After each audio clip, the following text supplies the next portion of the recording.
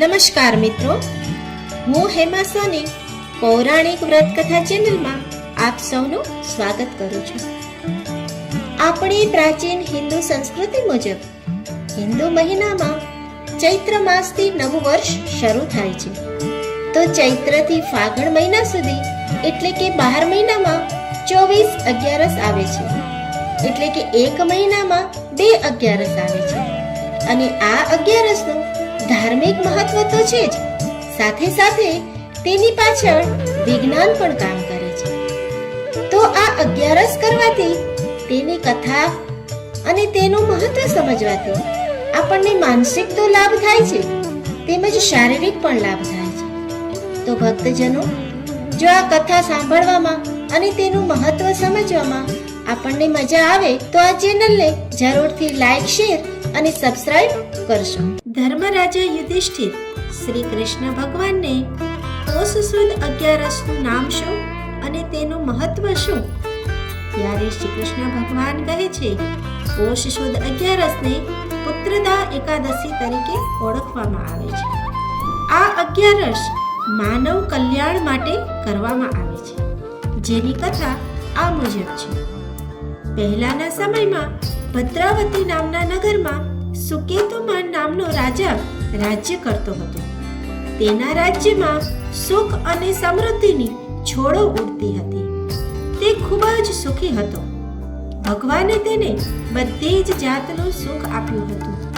માત્ર એક શેર માટીની ખોટ હતી, જેથી તે મહારાણી શેવ્યા સહિત ખૂબ જ ઉદાસ અને ગમગીન રહેતો હતો અને પુત્ર પ્રાપ્તિના ઉપાયો શોધતો હતો. છેવટે કંટાળીને, નિરાશ થઈને તેને આત્મહત્યા કરી જીવનનો અંત લાવવાનો વિચાર કર્યો અને છુપી રીતે જંગલમાં ચાલી નીકળ્યો.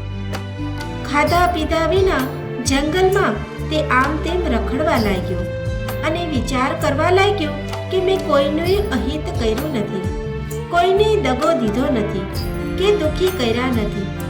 ખૂબ પુણ્ય, દાન અને ધર્મ કર્યા છે, છતાંય મને આવું દુઃખ કેમ? આમ વિચાર કરતો કરતો તે એક સરોવર નજીક આવી પહોંચ્યો.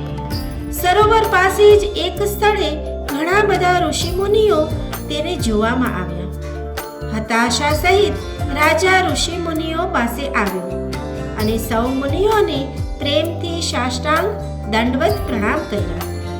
રાજાના આવા પ્રેમ ભર્યા વિવેકથી ઋષિઓએ તું કોણ છે અને અહીંયા શું કામ ભટકે છે તે વિશે પૂછ્યા કર્યું.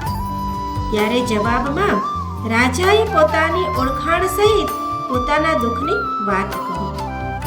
રાજાની દુઃખની વાત સાંભળતા જ ઋષિમુનિઓએ તેને સાંત્વના આપી અને કહ્યું કે હે ધર્મવીર, અમે સ્વર્ગના દેવો છીએ, પરંતુ ભગવાન વિશ્વકર્માની આજ્ઞાથી આ સરોવરમાં સ્નાન કરવા આવ્યા છીએ, કારણ કે આજનો પવિત્ર દિવસ પોષ સુદ અગિયારસ એટલે કે પુત્રદા એકાદશીનો છે.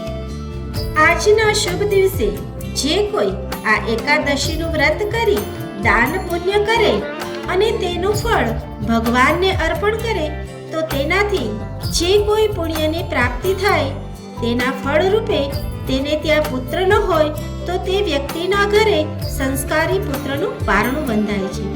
માટે હે રાજન, બધા જ વિચાર કરવા છોડી દે. આજની પુત્રદા એકાદશીનું તું વ્રત કર અને રાજ્યમાં જઈ પુણ્ય દાન કરી તેનું ફળ પરમાત્માને અર્પણ કર. પ્રભુ કૃપાએ તારે ત્યાં જરૂર પરાક્રમી પુત્રનો જન્મ થશે.